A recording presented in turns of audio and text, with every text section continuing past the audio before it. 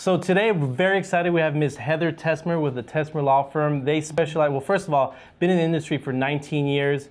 She's now growing one of the fastest all-woman law firms in the San Antonio area. They deal family law, personal injury, probate, estate planning.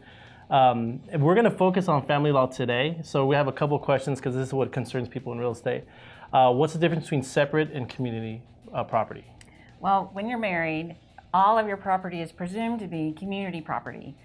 So if you want to prove that you have some separate property, it would be anything that you received as a gift, as an inheritance, anything that you had prior to marriage, and then sometimes in a personal injury settlement, part of that might be separate property as well. You can separate that as well. Okay.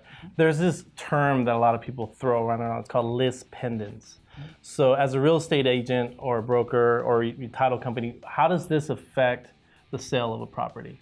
Well, it's basically a stop sign for title companies. So it's like something's going on with this house or this property, and they need to figure out what it is and clear the lease pendants before they can sell the house. Before you can proceed further. Correct. Gotcha. Last one would be pre versus, there's this misnomer. I have a post-nuptial agreement or a prenuptial agreement.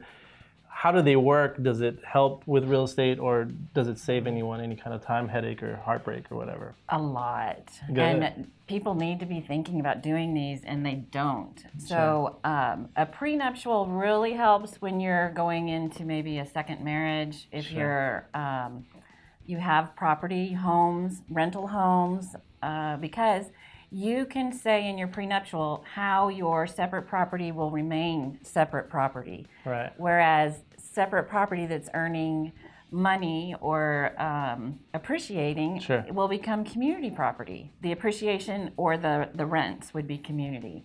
So in your prenuptial, you can make sure to keep your separate property separate. Sure. And so I'm asking you because you're the biggest or one of the biggest divorce attorneys in the area. I think you're taking on 20 plus cases per month.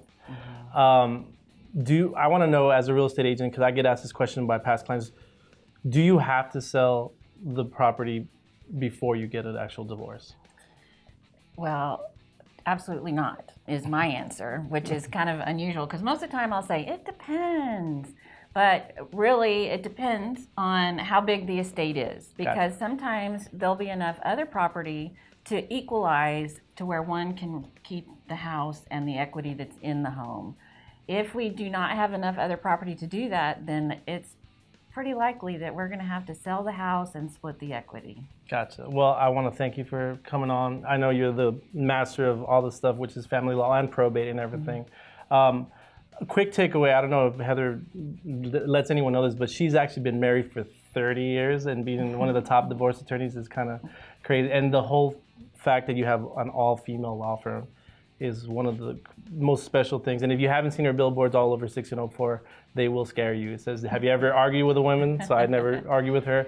And I think she's awesome. And we always have her on to make sure that she can tell us everything we need to know about law. I do have to confess that my husband is retired from the Air Force, and I hired him a couple years ago, and he is our office manager. So all female lawyers. Gotcha.